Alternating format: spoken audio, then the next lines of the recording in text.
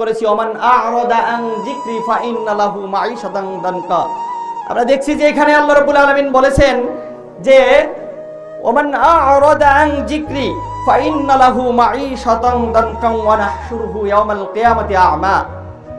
এই যে কোরআনটা আমাদের জন্য নাজিল করা হয়েছে, এই কোরআনটা আমাদের জন্য নাজিল করা হয়েছে। যারা কোরআন থেকে মুখ ফিরিয়ে নেয়, কোরআন শোনে না, বোঝে না, পড়ে না, আমল করে না, এই ব্যক্তিকে আল্লাহ রাব্বুল আলামিন দুনিয়ায় এবং আখিরাতে, বলেন কোন কোন জায়গায়? দুনিয়ায় এবং আখিরাতে আযাবের সম্মুখীন করবেন। দুনিয়ায় তার জন্য হচ্ছে 3টি শাস্তি। সংক্ষেপে শুধু বলে দিচ্ছি, দুনিয়ায় কয়টি শাস্তি বলেন? 3টি শাস্তি। একটা হচ্ছে এই দুনিয়ার জীবনটা তার জন্য সংকীর্ণ হয়ে যাবে। সংকীর্ণ মানে কেমন? চলতে ফিরতে পারবেন না সেটা নয়।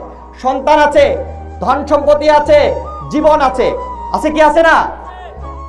এই সন্তান আপনার কোনো উপকারে আসবে না যদি কোরআন না পড়ি, কোরআন অনুযায়ী আমল না করি। আর এই ধন সম্পদ আছে, অনেক অঢেল ধন সম্পদ আছে, এই ধন সম্পদ আপনার কোনো মুক্তির কারণ হবে না। এই জীবনে আপনি কোনো স্বস্তি পাবেন না, সব সময় পেরেশানি।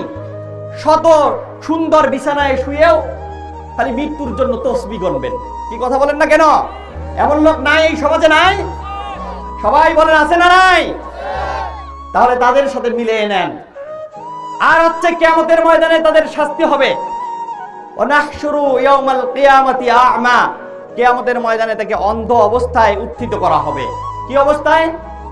অন্ধ অবস্থায়, এই কোরআন না পড়ার কারণে। সুতরাং আসুন আমরা সবাই কোরআন পড়ি, কোরআন বুঝি, আর কোরআন অনুযায়ী নিজেদের জীবনকে গঠন করি। আল্লাহ রাব্বুল আলামিন আমাদের সবাইকে সেই তৌফিক দান করুক বলে আল্লাহুম্মা আমিন।